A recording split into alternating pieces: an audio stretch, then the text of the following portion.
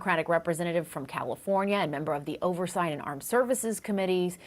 Congressman, happy Father's Day to you. Thanks for making time to join us this afternoon. We are closing in, as we just heard from Evan, on 290 mass shootings this year. And last night, another one in your state. 6 people shot in Oakland, one of them fatally.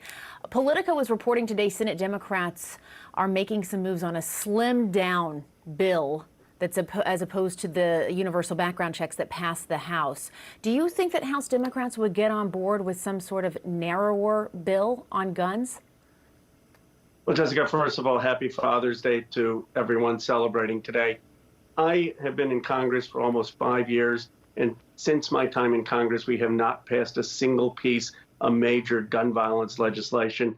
Jessica, this is personal to me. I mean, a month ago in my district, there were 9 people killed because of a mass shooting. We have to do something. A universal background check makes the most sense. Obviously, we will not let the perfect be the enemy of the good and get behind something that's a compromise, but we know what needs to be done.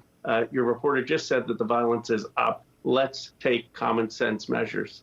Right. And so you would be open to something that's a little more narrow than what had originally passed the House then?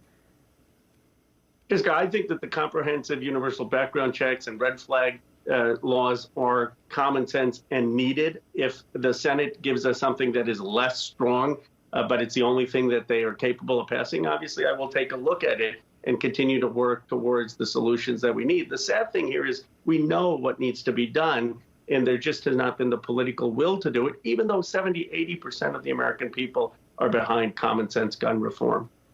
I want to talk a little bit about infrastructure for a second. The Republican and Democratic co-chairs for the Problem Solvers Caucus were on CNN State of the Union this morning, and they expressed optimism for this bipartisan infrastructure proposal. It would add $761.8 billion in new infrastructure spending. That's over 8 years. But they are also acknowledging that some members of Congress aren't going to support that. Let's listen to a clip from them. But the bottom line is, just because a couple people in the party have said they're against it, I've spoken to a lot of people in our caucus who are strongly supportive of doing something bipartisan on infrastructure, on the physical side of infrastructure, that we can actually get done and move forward together with Democrats and Republicans. It's what the country wants. They want us to work together. And that's, I really, really believe that's why this is going to get over the finish line. You don't allow the perfect to be the enemy of the good. You come to the center, you build consensus, and you move forward. There's always going to be things we disagree with. Leave them on the side of the road. We can come back to that tomorrow. So, Congressman, to you, is this something you would be supportive of, this essentially hard infrastructure, $1.2 trillion plan? Jessica, I'm fine trying to find bipartisan consensus, but not this plan for 2 reasons. First, it taxes the working class instead of taxing the wealthy. I don't understand why we would tax the working class with a gas tax increase when people have to drive 30–45 minutes to their commutes, instead of taxing the millionaires and billionaires that benefit the most from infrastructure. So the tax scheme is wrong. Second, it doesn't have anything significant on climate, on green infrastructure. So that has to be part of any plan, bipartisan or not, that progressives get behind. And I know we've heard from the Senate Budget Chair, Senator Bernie Sanders, saying he also wants to see something that has climate in it as well. There's been talk about doing 2 different kinds of bills, kind of this hard infrastructure bill with the idea that they would then do a reconciliation bill, which does not need bipartisan support to deal with climate and some of these other things.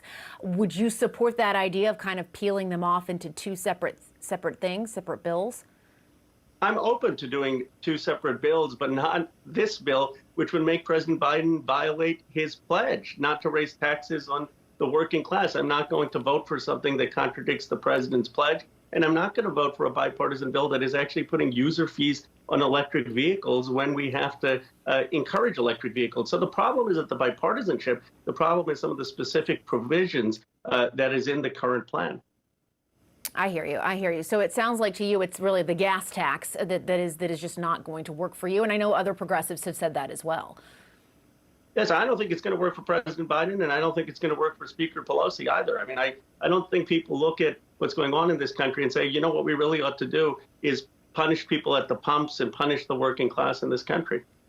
And so let's put infrastructure to the side for a second. Let's talk, before I let you go, I want to talk about January 6th. I want to talk about where we are with a potential House investigation or a bipartisan commission. Where do you think things stand right now? We heard from Sheila Jackson Lee, your colleague, yesterday. She thinks that Leader Schumer may take another stab at it in the Senate. Do you see that happening as well, or do you think this ultimately comes back to House Democrats?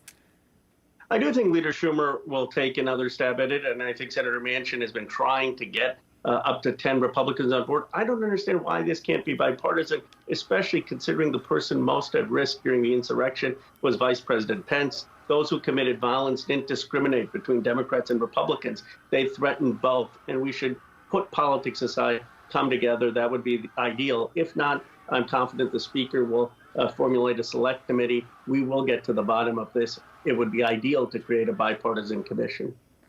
And Congressman Louis Gohmert, another one of your colleagues in the House, continues to push this false conspiracy theory that the FBI may have been behind this insurrection, which is just not true.